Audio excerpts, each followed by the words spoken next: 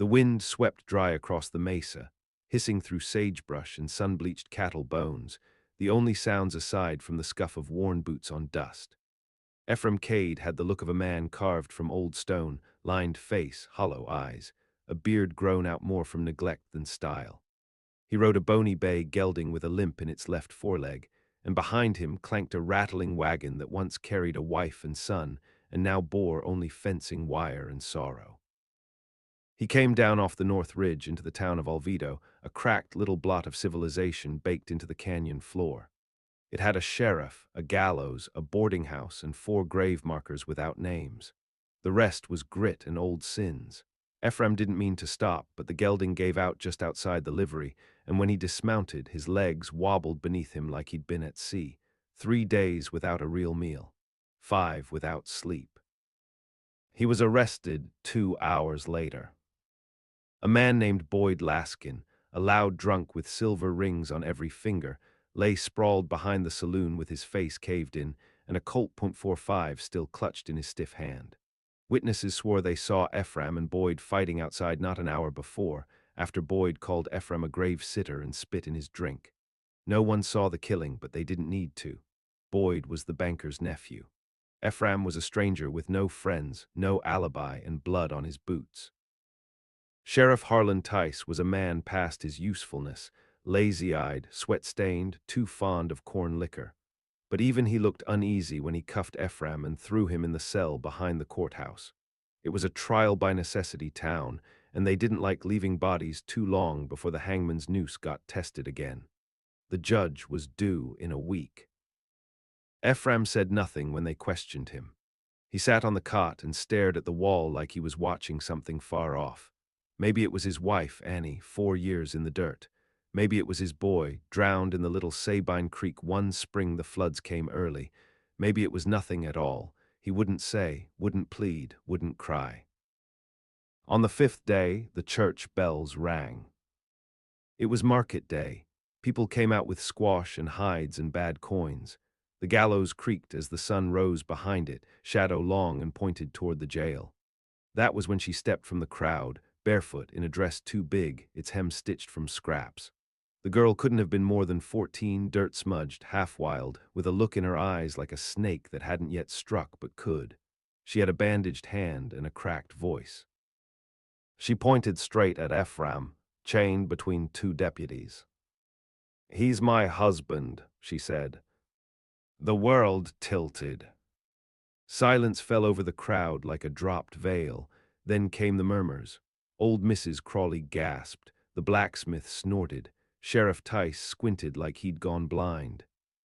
"You say what now, girl?" he asked. "I said he's my husband," she repeated. "By Bible, by promise, by law if it comes to that." Someone laughed, someone cursed, someone whispered child bride, but Ephraim didn't speak. He looked at her the way a wolf might look at a flame, uncertain if it would warm him or eat him alive.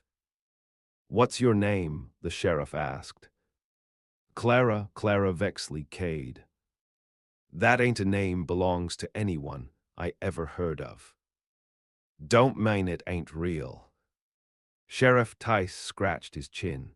He stared between the girl and the man, then looked toward the judge's quarters like he could put the whole mess on someone else's shoulders. "Where you come from, Clara?" "From over the pass, from dirt and pigs and things ain't worth telling." "You got proof of this marriage?" "No, but neither do you got proof it ain't."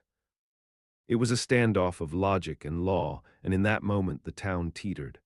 Ephraim watched her with narrowed eyes, the faintest tilt of his head betraying thought. This girl, this stranger, had just tied herself to him in front of half the county, and not to save him, at least not that he could tell, but with the quiet certainty of someone who had just picked a side. "Why would you say such a thing?" Sheriff Tice asked her, voice low.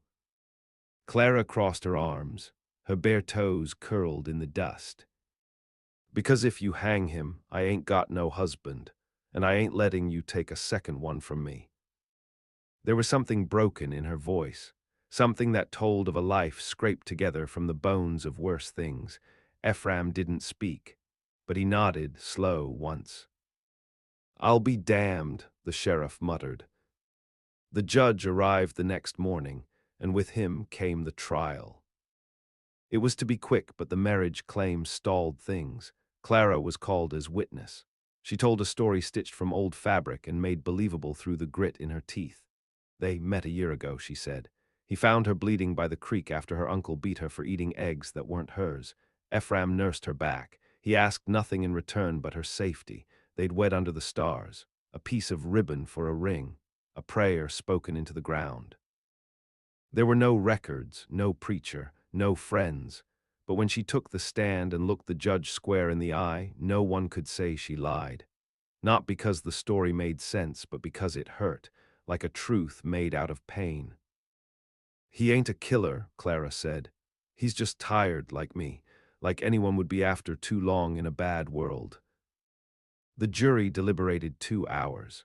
In the end, they called it uncertain cause of death, though no one quite believed Boyd tripped and shot himself in the face. They freed Ephraim Cade at dusk. He stood outside the jailhouse with the girl beside him, both of them too still, too quiet.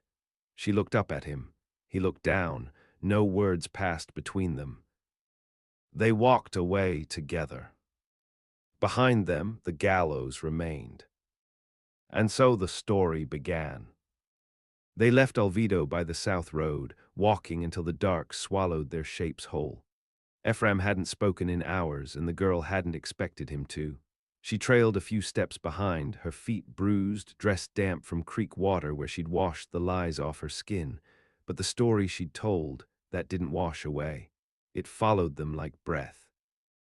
They slept in a gully that night, under a sky so clear it seemed to crack. Ephraim didn't ask her why she did what she did. Clara didn't offer. They shared a strip of jerky and half a stale biscuit.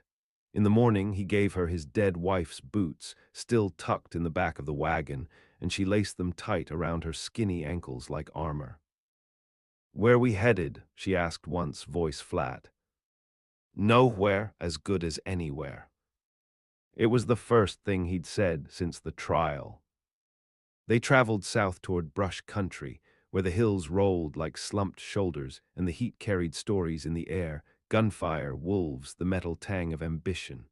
They passed ghost homesteads and old buffalo traces, a collapsed rail line that hadn't seen a train since the war. Ephraim traded fence wire for flour in a nameless town. Clara caught a rattler and skinned it for stew. He didn't ask where she'd learned to handle a blade that clean. By the time they reached Juniper Pass, word of the trial had moved faster than they had. Folks stared, some laughed, some spat. The world didn't like a man with a child bride, even when he never laid a hand on her. But Clara stood close to him, not out of fear, but ownership. If they hated her for her lies, she would wear that hate like a coat. In Juniper Pass, Ephraim found work mending corrals for a rancher too old to ride. Clara scrubbed clothes at the creek for pennies. They rented a linta behind the saddlery, with a broken stovepipe and a roof that whistled when it rained. There was one bed. She slept with her boots on, a knife tucked in her sleeve. He never touched her, never so much as looked at her when she undressed behind the wagon tarp nailed to the wall. They didn't speak much, but they moved together like animals who'd survived the same fire. Then, on a Sunday in late August, the man from Oviedo rode into town. Marshal Taggart, tall, lean, sunburnt to leather. He wore a badge and a snarl, both faded with use. He came looking not for justice, but vengeance. Boyd Laskin's uncle, the banker, had money in reach. Said Ephraim Cade had escaped noose by deceit, and if the courts wouldn't fix it, the lawmen would. Taggart didn't come with a warrant, just 2 riders and a quiet sort of menace.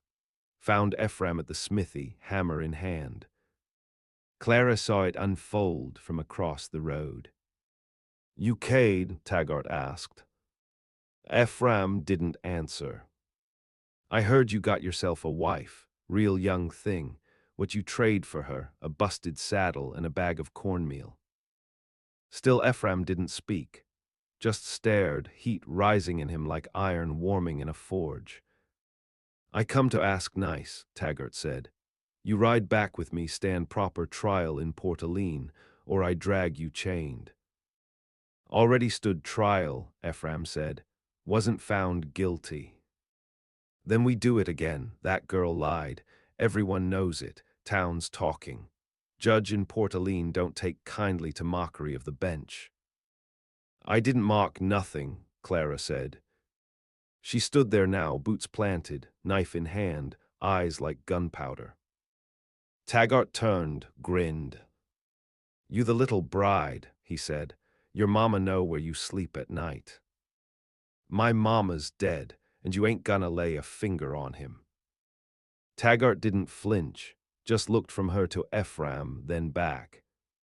Funny, he said. Looks like your daddy got himself in deep. That was the moment Ephraim moved. He didn't swing the hammer, just stepped between them, slow, shoulders set. She said it plain, you'll lave us be. You threatenin' a marshal of the territory. No, I'm telling you, I've buried worse. Taggart studied him a long time, then spat in the dirt. This ain't done, he said, not near. He left that day, but Ephraim knew it was only the beginning. The kind of men who wore the law like a coat they could take off when the sun got hot, they never quit easy. That night Ephraim sat outside the lean-to, sharpening his knife under the stars. Clara brought him black coffee and a blanket. She didn't ask what he planned. You were married before, she said quietly. Yeah. Did you love her? I tried to. What happened to her? He paused, then said, Same thing happens to most women out here. The world. Clara sat beside him, her knees drawn up. Why'd you let me lie? She asked. Ephraim didn't answer right away. He worked the blade, slow and steady.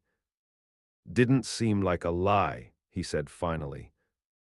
They stayed quiet after that. But in the dark something shifted. Not love, not trust, something harder, like iron cooling into shape. They left Juniper Pass the next morning.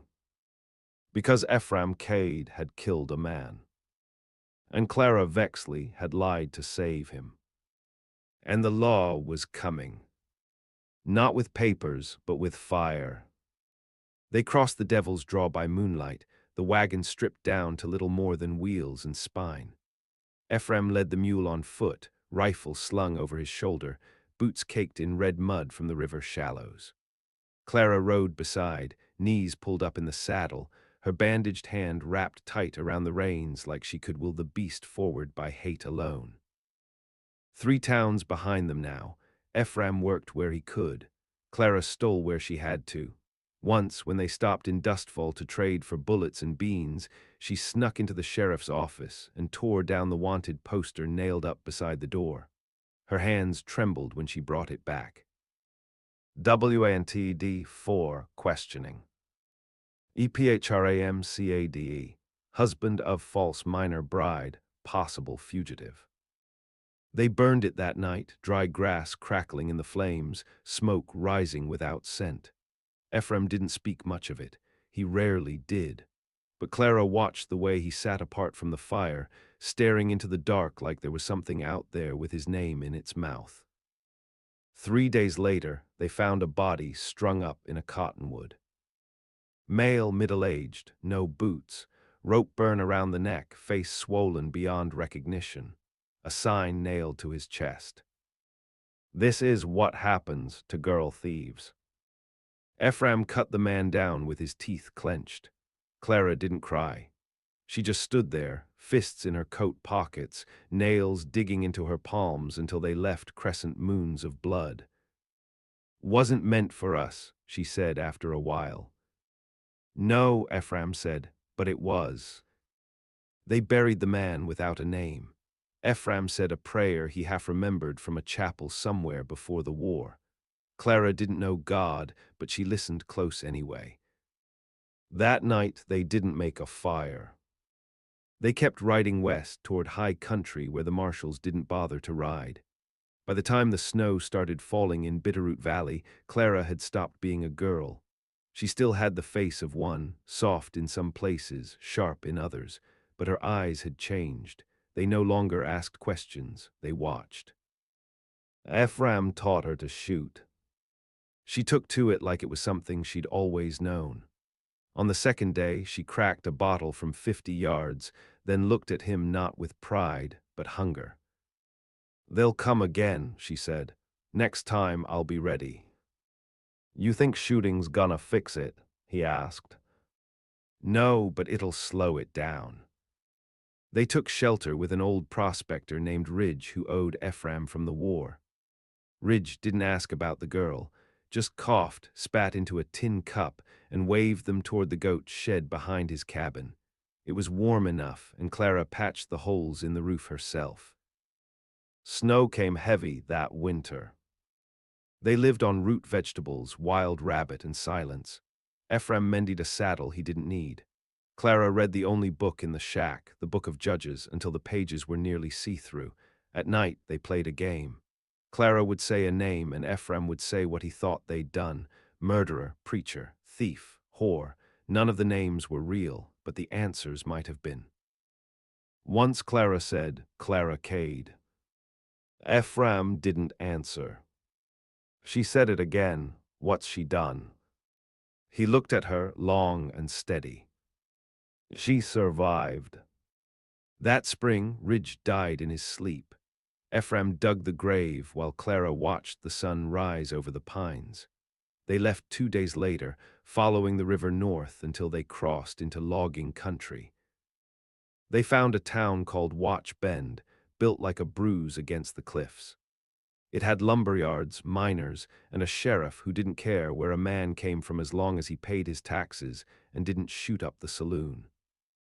Clara got work as a runner for the telegraph office.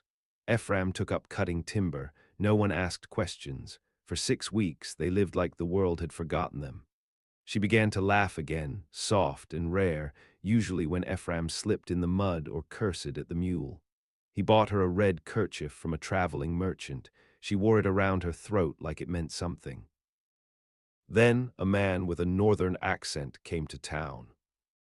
Tall, slick, with a gray coat and no dust on his boots. He bought drinks for strangers. He asked polite questions about a man named Cade and the girl who rode with him. Clara saw him first. She waited till Ephraim came off the ridge, his shirt soaked through with sweat and sawdust. "He's here," she said. Ephraim didn't ask who. That night they packed everything. They didn't say goodbye. They left behind 2 weeks' pay, a kettle, and the best peace they'd ever had. On the road again, always on the road. They stopped once, 2 days later, in the ruins of a church. The roof was gone, and the altar was scorched black. Clara sat in one of the old pews while Ephraim leaned against the doorway. "I think I'm becoming what they said I was," she said. "What's that?" "A wife." Ephraim didn't smile, but something in his face softened. "You ain't that." "What am I?" He looked at her then, fully, like he had the first time outside the jailhouse in Oviedo. "You're the reason I ain't dead." She nodded as if that settled something inside her. Then they left the church behind. Ahead of them, the hills grew steeper. Behind them, the men with badges were still coming. They came down into Rook Valley during the dying days of summer, where the trees grew bent and the rivers ran low with glacial melt. A sawmill town stood crooked along the slope, held together by pitch and grudges, its church bell missing, its jailhouse sagging into its foundation. The people here didn't talk unless they had to. That suited Ephraim and Clara fine. They called themselves kin again, Mr. and Mrs. Cade, to rent a cabin on the edge of town. The walls were moss-eaten, the chimney choked. Clara swept it clean. Ephraim patched the lakes. They lived as if they belonged. He found work shoeing horses for a widow with bad knees and a sharp tongue. Clara traded pelts and handmade soap at the outpost store. She carried a small pistol now, holstered under her arm, never drawing attention to it but never far from its weight. The shopkeep once asked where her folks were. She said, dead. He didn't ask again. Weeks passed, no signs of pursuit, no mention of marshals.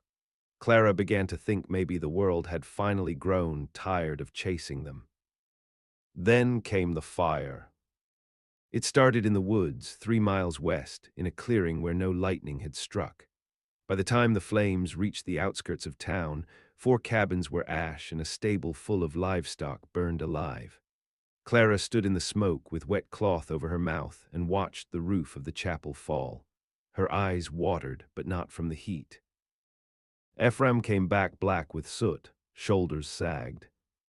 "Wasn't natural," he said. "What was it?" "A message." They found it 2 days later, a scrap of canvas nailed to the bark of a split pine near the trailhead. "Coward, husband, liar. Give her up or the next town burns." Ephraim read it once, then tore it down.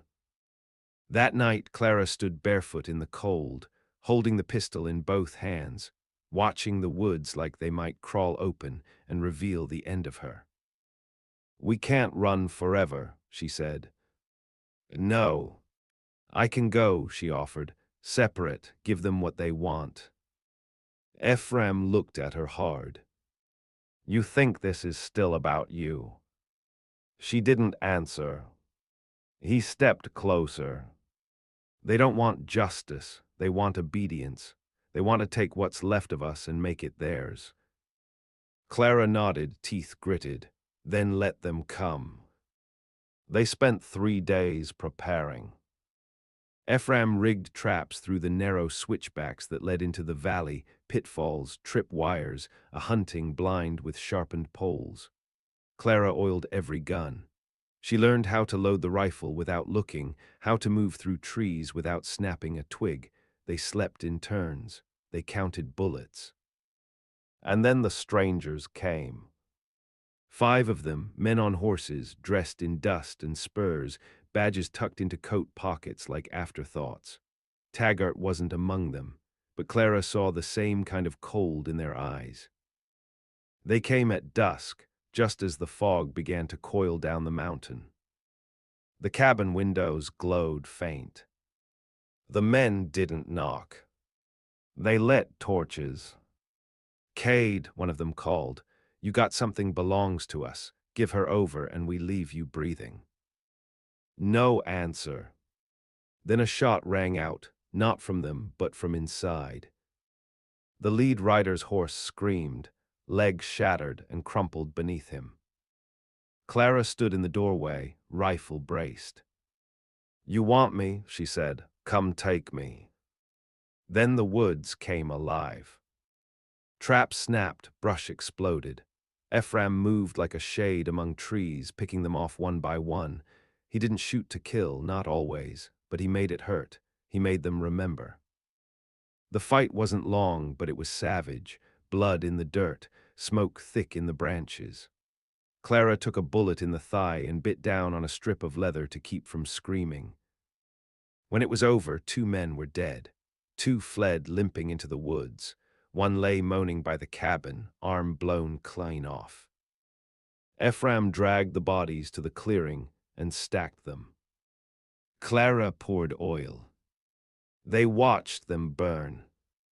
She sat on the porch after, leg bandaged, blood caked on her collar. "I thought it'd feel better," she said. "Surviving don't feel good, just necessary." She looked up at him, eyes raw. "We started something, didn't we?" Ephraim nodded. "Yeah, and it ain't done." In the morning, they packed again. Clara left behind the red kerchief. Ephraim left the mule. They took only what they needed: guns, salt, water, and each other. Because now the law had bled. And blood called for blood. The first snow came early to the high ridge country. The sky turned the color of old bone, and the ground froze hard before the leaves were done falling. Ephraim and Clara crossed the Blackstone Range with rifles wrapped in oilcloth and breath clouding before them. Their horses moved slow, lungs stinging with frost. Neither of them spoke much now. There was little to say. The killing in Rook Valley had scattered their enemies but not quieted them. There would be more. There was always more. The mountains gave way to a basin lined with dry trees and pale stones, a country that felt ancient and watching. Game was scarce. The wind was cruel, but they kept moving west, west always, toward the line where maps went blank. In a mining camp called Lorne's Hollow, they slept 4 nights beneath a tarpaulin behind a church with no steeple. Ephraim took work digging graves for men who died of lung rot and whiskey. Clara stitched the shoulder of a miner's coat for coins that jingled like teeth in her pocket. There was peace in that hollow, a quiet without threat, but Ephraim didn't trust it. He walked the edges of the camp each night, rifle cradled, boots soft in the dirt. And Clara, she did something strange.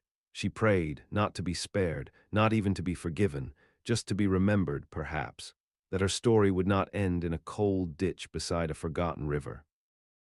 On the 5th night, a rider came through, coat dusted with frost, face veiled in a wool scarf. He stopped at the general store, whispered something, and left again without lighting a fire or buying a thing. Clara watched him from the edge of the butcher's stall. She didn't tell Ephraim until morning. He didn't answer, just tightened the cinch on her saddle and said, "We ride now." They left before the sun climbed the ridgeline. No trail, just instinct and caution. Ephraim kept them to the shadows, cutting through gullies and burned-out timber stands. He was thinner now, his beard grown wild, his coat stitched with blood at the seams. Clara matched his pace without complaint. She no longer limped. 4 days out they reached a place marked only by a cairn of bones and rusted wire. Ephraim had known of it once, an old Ute trading post, long abandoned, where the land bent into a natural bowl, cliffs on 3 sides, one narrow path in. A place to stand one last time.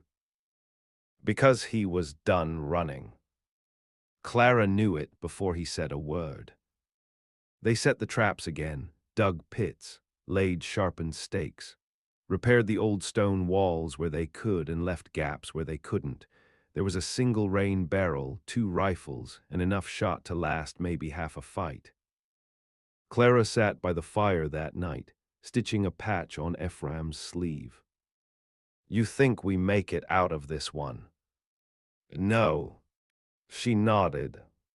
"I'm glad," she said. He looked at her. "I don't mean I want to die," she said. "I mean I'm glad I got to choose the hill." The night before it happened, they didn't sleep. They sat with their backs to the stone wall, weapons beside them, fire low. Ephraim told her about Annie for the first time, how she laughed when she was dying, how their boy never spoke a word in his life but hummed like a bird in the mornings. Clara listened with her hand around his, steady and small. At dawn, the riders came. 7 of them, all in gray coats. Taggart was with them this time, his face older, skin drawn tight, eyes like something eaten hollow by fire. "Cade," he called from the ledge, "you still breathing?" Ephraim didn't answer. "You got something belongs to the law. You got something don't belong to you." Clara rose to stand beside Ephraim. Her rifle leaned against her leg. Taggart squinted. "You the girl." "No," she said. "I'm the storm that's gonna take your name off every ledger you ever wrote." He laughed. "You hear that, boys? She thinks this is a tale, that it ends the way she picks." "It ends with fire," Ephraim said. And then it did. The traps snapped. Gunfire cracked the cold air. The first 2 riders never made it to the ground. The others surged forward, forced into the bowl where escape meant climbing, and the only path out had been blocked with felled trees. Ephraim moved like a man who'd waited his whole life to be cornered. Clara was faster. They fought side by side. She covered him when he reloaded. He knocked a man from the ledge with a shot that cracked bone, but bullets run out, flesh tears, even the strong bleed. Clara took one in the ribs, another in the shoulder. She didn't fall. Ephraim caught a knife between the ribs. He didn't cry out. They made it to the final wall. 3 men remained, including Taggart, all bleeding, all maddened by the blood. One raised a pistol toward Clara. Ephraim threw himself into the shot. It caught him in the throat. He dropped without sound. Clara didn't scream. She lifted the shotgun and fired once, twice.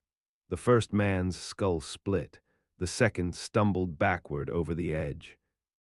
Only Taggart remained. He raised his hands, half laughing, half sobbing. "You think you win," he said. "You think anyone gives a damn what you done." Clara stepped over Ephraim's body. "You took him from me," she said.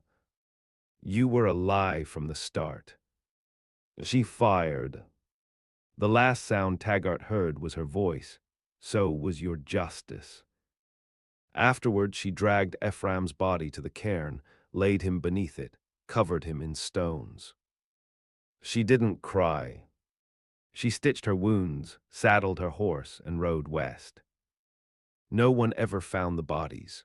No lawman dared chase her again. Her name passed through towns like a fable, the girl who lied to save a man, then became the fire they feared. Some say she settled in the cliffs past the Red Divide, became a ghost woman who guarded the trail with a rifle and a red cloth tied around her throat. Others say she rode to the coast, found the sea, and let it take her. But in the still places, where wind whistles through old bones and ravens perch on burned fences, folks still whisper. She said he was her husband. And then she made it true.